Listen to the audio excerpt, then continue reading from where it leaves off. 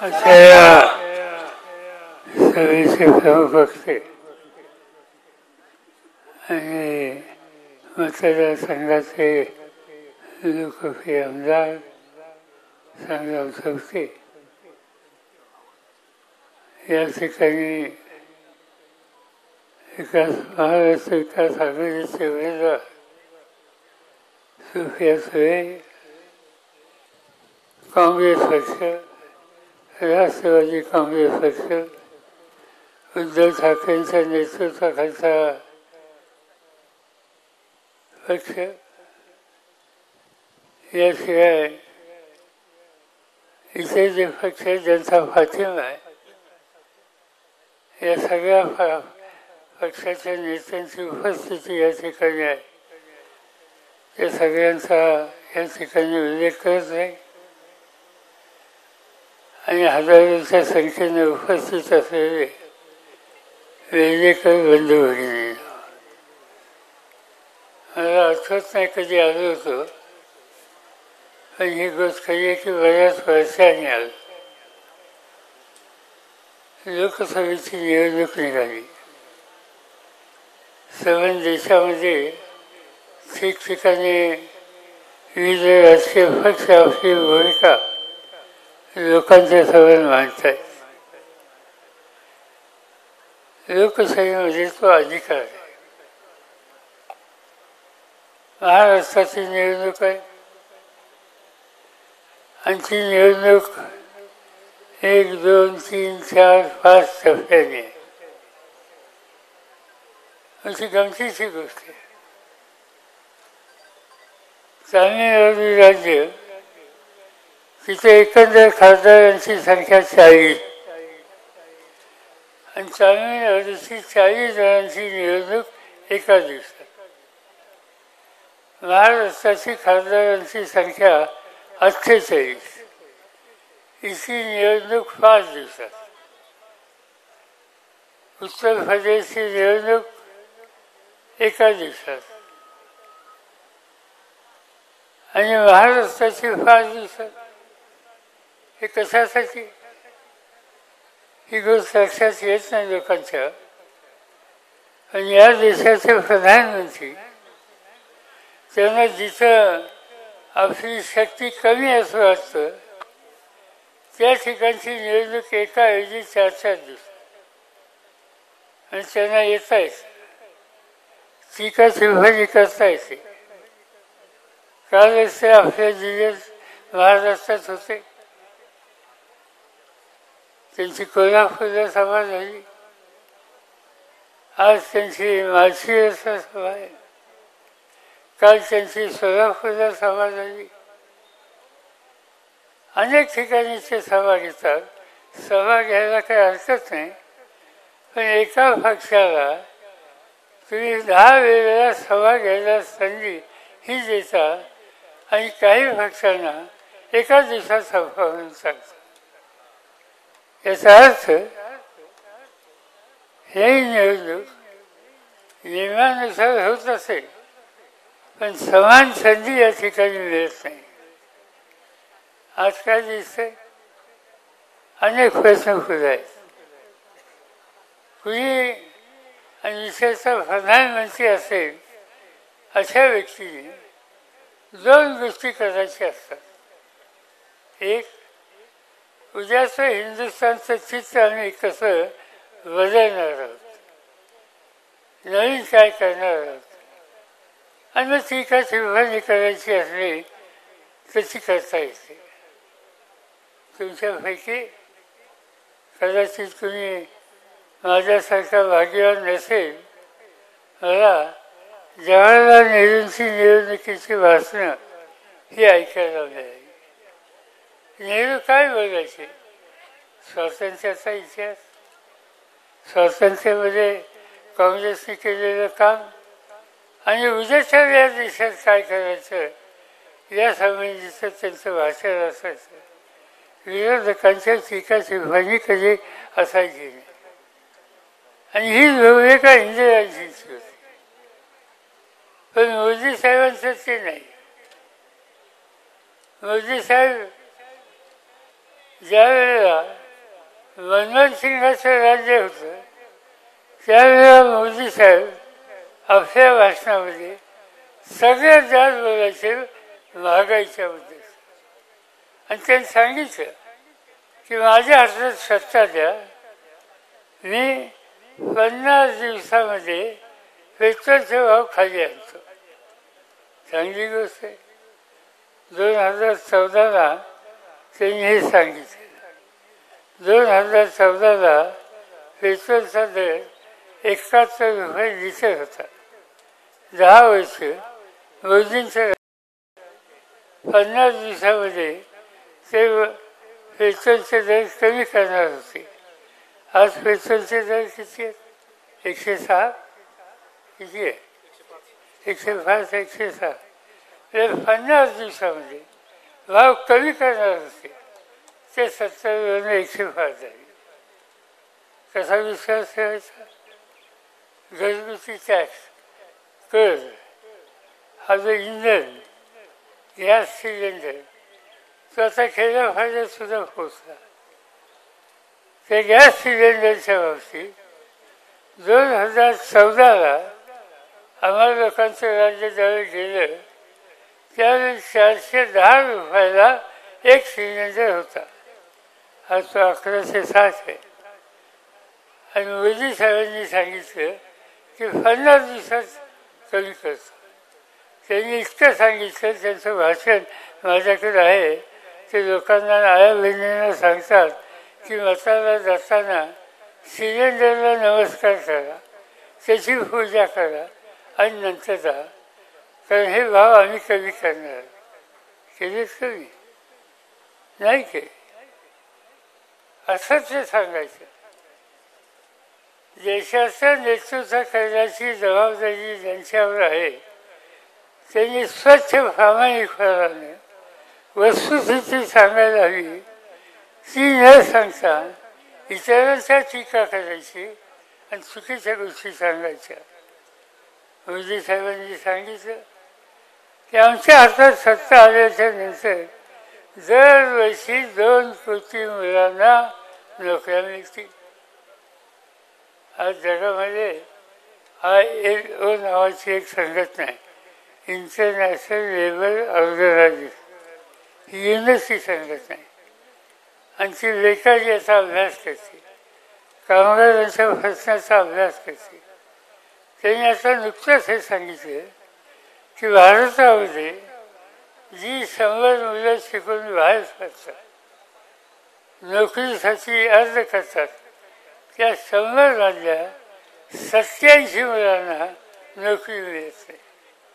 आणि हे सांगत होते की 2 कोटी नोकऱ्या आम्ही देऊ.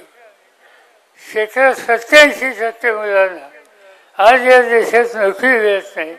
त्यांची फसवणूक नाही झाली. त्यांची फसवणूक या ठिकाणी आजच्या राज्यकर्त्यांनी केली.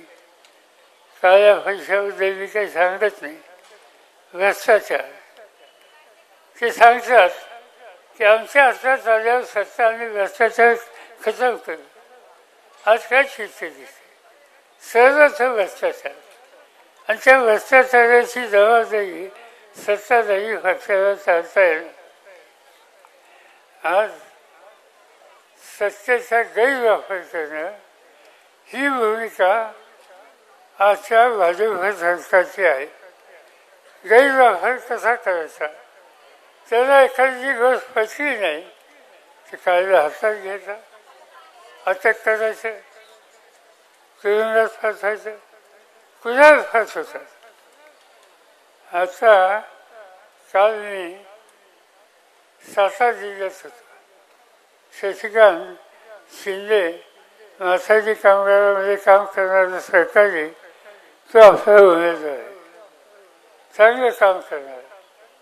माझी सभा झाली आणि रात्री शशिकांतच्यावर खटला वाढला अटक करण्याच्या संबंधी. बघूया आता पुढे काय होते. पण विरोधी माणूस, विरोधी पक्ष त्यांच्यापेक्षा वेगळी मतं बांधत असेल तर त्याला खोट्या केसेस करून त्याला तुरुंगात टाकायचं हे सूत्र आजचं भाजपचं मोदी साहेबांच्या आशीर्वादाने. दोनच उदाहरणं सांगतो. या देशामध्ये झारखंड नावाचं राज्य, आदिवासींचं राज्य, मुख्यमंत्री आदिवासी. आदिवासींच्या राज्यात आदिवासींचे काही प्रश्न होते. त्या राज्याची राजधानी रांची आहे. त्या रांचीला एक सभा घेतली. कुणी घेतली? मुख्यमंत्र्यांनी. मुख्यमंत्री कोण? आदिवासी. आणि त्या सभेत चर्चा कशाची? आदिवासींच्या जे अत्याचार होतात त्याबद्दलची. आणि त्यासाठी त्यांनी प्रधानमंत्र्यांच्यावर टीका केली. लोकशाहीमध्ये टीका करायचा अधिकार आहे. प्रधानमंत्र्यांच्यावर टीका केली. घडलं काय? घडलं हे की तो मुख्यमंत्री होता त्याला तुरुंगात टाकलं. ज्या दिवशी त्यांनी टीका केली त्या रात्री त्यांना अटक केली आणि तुरुंगामध्ये टाकलं. दिल्ली ही देशाची राजधानी. तिथं अरविंद केजरीवाल नावाचे मुख्यमंत्री आहेत. साध्या कुटुंबाचा तरुण माणूस, अतिशय चांगले काम. शिक्षणाच्या क्षेत्रामध्ये त्यांनी क्रांती केली. त्यांनी अनेक चांगली कामं केली. घरामध्ये कुणी आजारी माणूस पडला तर आजारी लोकांना उत्तम सेवा देण्याची केंद्र त्यांनी ठिकठिकाणी काढली. लोक खुश आहेत. पण त्याचा एक स्वभाव आहे, चुकीचा असेल तिथे टीका करायची. आणि त्यांनी टीका केली भाजपच्या सरकारवर, मंत्र्यांच्यावर.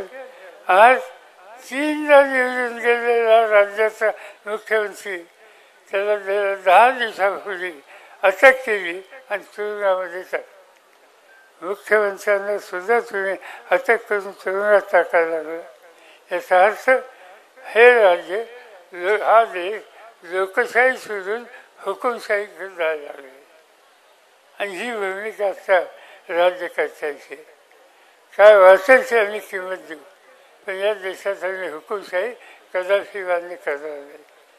या देशाच्या स्वातंत्र्यासाठी अनेकांनी प्रयत्न केले. आजचे प्रधानमंत्री त्यांचा सन्मान करत नाही.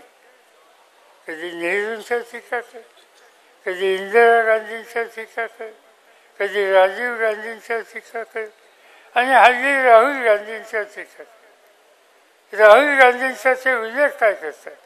शहाजादे. आणि शहाजादे म्हणून त्यांचा टीका करतात. त्यांना आश्चर्य आहे की हा तरुण राहुल गांधी देशाच्या जनतेचे प्रश्न हे व्यवस्थित समजायचं म्हणून कन्याकुमारीपासून काश्मीरपर्यंत चालत गेला. रस्त्याने लोकांना भेटला. शेतकरी होते त्यांचं म्हणणं ऐकून घेतलं. कष्ट करणारे कामगार त्यांचं दुःख ऐकलं. आया बहिणी असतील त्यांचं दुःख ऐकलं. सर्व देशाला पायी जाऊन तिथले प्रश्न समजून त्या प्रश्नाची सोडवणूक करण्यासाठी काही कार्यक्रम घेण्याची तयारी ज्या तरुणाच्यात आहे त्याच्यावर टीका करायची, त्याला शहाजादे म्हणायचं. याचा अर्थ हा आहे की मोदी साहेब लोकशाही पद्धतीवर विश्वास ठेवतात का नाही याची शंका येईल. अशा पद्धतीनं आज त्यांचं काम चाललेलं आहे. काल त्यांनी माझ्यावर टीका केली. चांगली गोष्ट. देशाचा प्रधानमंत्री महाराष्ट्रात आल्याच्या नंतर 2 लोकांच्या बोलतो. एक शरद पवार आणि दुसरा आमचे ठाकरे. या ठाकरेंच्या सुद्धा शिवसेना टीका करायची, माझ्यावर टीका करायची. माझ्यावर त्यांनी सांगितलं काय की महाराष्ट्रामध्ये एक माणूस 45 वर्ष महाराष्ट्रात फिरतो आणि लोकांचं सरकार हे अशी करते. अशी गमतीची गोष्ट आहे. महाराष्ट्रात मी फिरतो, माझं राज्य, माझे लोक, त्यांच्यासोबत जाणं, त्यांच्यावर बोलणं हा लोकशाहीचा माझा अधिकार आहे. पण ते सुद्धा यांना सहन होत नाही. आणि त्यासाठी त्यांची टीका टिप्पणी आम्हाला लोकांच्या अधिक आहे. हा त्यांनी टीका ही केली त्या शेतीमालाच्या किमती आम्ही वाढवल्या, त्यांच्यापेक्षा जास्त वाढवल्या, असं काय म्हणजे ते समजू शकतो. शेतकऱ्याच्या डोक्यावरच्या कर्जाला आम्ही निर्णय घेतला आहे, त्याच्यात आणखी काही सुधारणा करायची असेल तर त्याबद्दल ते बोलू शकतात. नव्या पिढीला कष्ट करायचा अधिकार आहे, त्यासाठी आम्ही रोजगार हमीसारखा कायदा केला. त्याच्यात काही दुरुस्ती करायची असली, त्याच्यावर काही त्यांनी भाष्य केलं तर मी समजू शकतो. पण लोकांच्या दृष्टीने जेवढे महत्त्वाचे प्रश्न आहेत त्या प्रश्नाकडे झुंकून सुद्धा बघायचं नाही आणि फक्त काँग्रेसला शिव्या घाल, राष्ट्रवादीला शिव्या घाल, नेत्यांना शिव्या घाल, एवढा एक त्यांनी कार्यक्रम आज देशाच्या प्रधानमंत्र्यांनी हातामध्ये घेतलेला आहे. माझी खात्री आहे की हे लोकांना आवडायचं नाही आणि ते आम्हाला पसंत नाही. हे जर सांगायचं असेल तर उद्याच्याला मतदानाच्या दिवशी त्या ठिकाणी जी खून आहे सुप्रिया सुळेंची, या खुन्याचा उल्लेख या ठिकाणी केला, चितारी वाजवणारा मनुष्य त्याच्यासोबतचं वचन दाबलं आणि मताचा विक्रम करून त्यांना विजयी करणं आणि मोदी साहेबांच्या धोरणाचा पराभव करणं हे महत्त्वाचं काम तुम्ही कराल अशी अपेक्षा करतो. इथे काही प्रश्न हे मानले गेले याच्यामध्ये आम्ही लोकलक्ष घालू. मी स्वतः खासदार आहे. मी एवढंच सांगतो, तुम्ही या ठिकाणी संग्राम संस्थेच्या पाठीशी तुमची शक्ती उद्या विधानसभेला उभी करा. सुप्रियाच्या मागं तुम्ही लोकसभेच्यासाठी शक्ती उभी करा. आम्हा लोकांची जी शक्ती आहे, आम्हा लोकांचा जो संघर्ष आहे दिल्लीमध्ये, प्रशासनामध्ये, आम्हा लोकांची जी काही किंमत आहे, प्रतिष्ठा आहे, ती पूर्णपणानं या दोघांच्या पाठीशी उभं करणं हे माझं कर्तव्य राहील. ते केलं जाईल एवढंच या ठिकाणी सांगतो आणि पुढच्या सभेला जायला परवानगी घेतो.